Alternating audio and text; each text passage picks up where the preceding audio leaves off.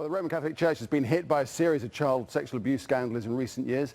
In 2004, about 4,400 priests were estimated to have sexually abused children in the United States between 1950 and 2002, that figure applies to. In 2009, Pope Benedict XVI apologized to victims of sexual abuse in Australia. And in the Pope's native Germany, child abuse scandals were reported right across the country. Ireland has also seen a series of crises, prompting Pope Benedict XVI to publicly rebuke its bishops. It's thought 14,500 children were abused there by clergy.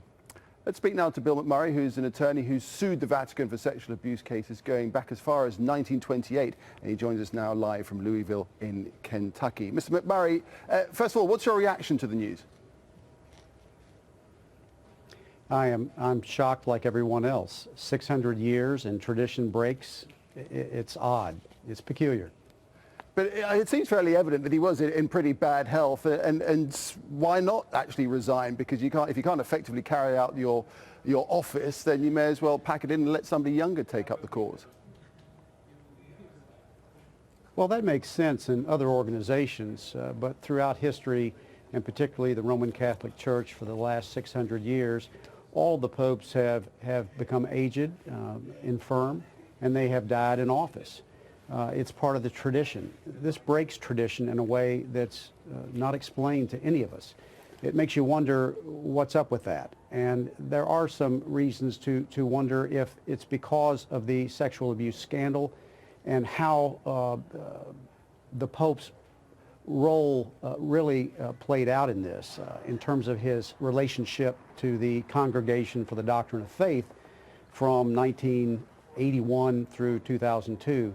And I think because he was the gatekeeper of information with respect to priests who were accused, it could indeed be that there's some relationship here between his connection and his ability to protect the church from scandal, and that now he's been asked to step aside. It's hard to say, but there's something that just doesn't add up to me. Okay, but in a sense, all that's already happened. That story is already out. We knew that fact some time ago, don't we? But it's now that the resignation has come.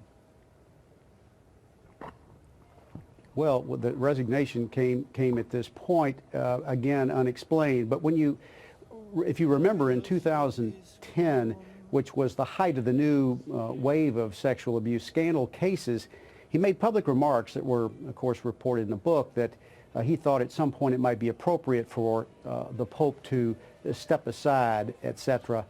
I don't know. There seems to be a relationship to me between his role in protecting the church's reputation and his stepping aside at this point. Also, when you consider the fact that at age 78, he was indeed the oldest new pope since the 1700s. Why now? Why at 85 or 84 would he step aside, knowing what he knew going in? I think there's indeed a lot of organization behind the role of pope. I think it's a lot about public image and certainly about the image of the church. So I think that indeed what we have here just doesn't add up. All right, Bill McMurray, we'll have to leave it there, but appreciate your perspective on this. Thanks very much indeed. Thank you.